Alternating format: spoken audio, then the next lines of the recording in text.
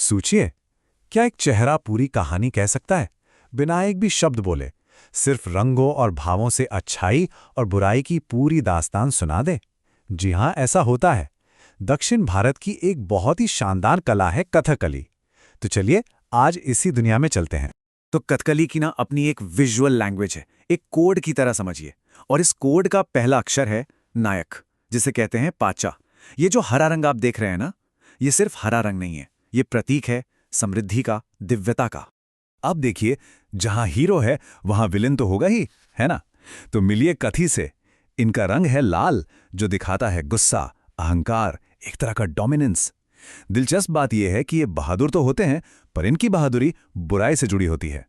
और फिर आते हैं वो किरदार जो पूरी तरह से अंधेरे की नुमाइंदगी करते हैं। इनका रंग है काला, मतलब करी। ये हैं राक्षस, दुष्ट आत्माएं। इनके आते ही कहानी का ड्रामा अपने पीक पर पहुंच जाता है। तो अभी हमने जो देखा, नायक, खलनायक, राक्षस, ये बस किरदारों की झलक थी। अब हम समझेंगे इसके पीछे का पूरा सिस्टम। कथकली में हर रंग का एक गहरा मतलब होता है। ये सिर्फ मेकअप नहीं है, ये तो किरदारों को पढ़ने की एक पूरी ABCD है, जो सीधे चेहरे पर लिखी होती है। चलिए इस कोड को जरा डीकोड करते हैं। यहां पर आप देखिए ये रंग कैसे एक सिस्टम की तरह काम करते हैं। हरा रंग यानी पच्चा, तो हमने देखा जो दिव्य किरदारों के लिए हैं।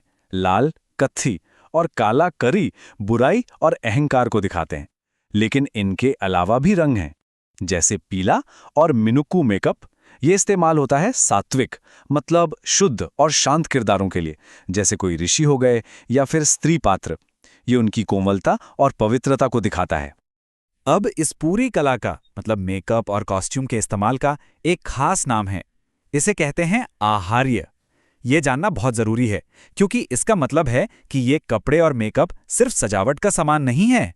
नहीं, ये तो कहानी सुनाने का एक बहुत ही अहम हिस्सा है। कलाकार के मंच पर आते ही, कुछ बोलने से पहले ही हमें पता चल जाता है कि वो कौन है। ठीक है, तो हमने रंगों को समझ लिया, किरदारों को पहचान लिया, पर एक बहुत जरूरी बात, ये जो मेकअप है ना, ये कोई बेजान मुखौटा नहीं है, बिल्कुल नहीं। असली जादू तो तब शुरू होता है जब कलाकार इस चेहरे में जान फूंकता है। और ये जान, ये जिंदगी आती कहां से है? चेहरे के भावों से, और सबसे ज्यादा आंखों से।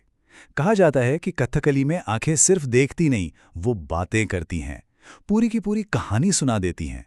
आइए देखते हैं ये होता कैसे है। कलाकार सालों तक अपनी आंखों और चेहरे की मांसपेशियों पर कंट्रोल करने की प्रैक्टिस करते हैं। मतलब कमाल का कंट्रोल होता है। इन्हीं छोटी छोटी हरकतों से वो नव रस यानी 9 तरह की भावनाओं को दिखाते हैं। सोचिए, सिर्फ आंखों की पुतलियों को एक खास तरीके से घुमाकर वो गुस्सा यानी रौद्र रस या फिर प्यार यानी श्रृंगार रस दिखा सकते हैं। वो रंगावा चेहरा अब एक जीता जागता कैनवास बन जाता है, जिस पर भावनाएं तैरती हैं। तो ये रंग बिरंगे किरदार, ये गहरी भावनाएं, ये सब किस कहानी का हिस्सा हैं? आखिर ये कलाकार सुनाते क्या हैं? कथकली की असली आत्मा तो इसकी कहानियों में है, और ये कहानियां सदियों पुरानी हैं। कथकली की ज्यादातर कहानियां हमारे महान महाकाव्यों रामायण और महाभारत से ली गई हैं, और इन्हें सुनाने के लिए एक खास भाषा का इस्तेमाल होता है, जिसका नाम है मणिप्रवलम। ये एक तरह से मलयालम और संस्कृत का बहुत ही खूबसूरत मिक्सचर है। और इन सारी कहानियों के केंद्र में एक ही मैसेज होता है, एक ही थीम, अच्छाई की बुराई पर जीत। इतनी गहरी और मुश्किल कला ये आज तक जिंदा कैसे है? इसका श्रेय जाता है उन गुरुओं और कलाकारों को जिन्होंने अपनी पूरी जिंदगी इसे बचाने और आगे बढ़ाने में लगा दी। यहाँ कुछ नाम हैं: गुरु कुंचु कुरुप, गोपीनाथ, कोट्टाकल शिवरामन। और सिर्फ भारत में ही नहीं, रीता गांगुली और मिलेना साल्विनी जैसे लोगों ने इसे दुनिया भर में पहुंचाया। इन्हीं लोगों के जुनून और मेहनत की वजह से ये प्राचीन कला आज भी रोशन है। और ये तस्वीर ये सब कुछ बयां कर देती है। इतनी बड़ी, इतनी जटिल कला, उसका पूरा व्याकरण, उसकी भाषा, सब कुछ एक स्टूडेंट के नोट्स में सिमट गया है। और ज्ञान ऐसे ही तो आगे बढ़ता है, एक पीढ़ी से दूसरी पीढ़ी तक, गुरु से शिष्य तक। तो आखिर में एक सवाल रह जाता है, अगर एक चेहरा पूरा का पूरा महाकाव्य सुना सकता है, तो फिर वो क्या है जो शब्द कभी कह ही नहीं पाते?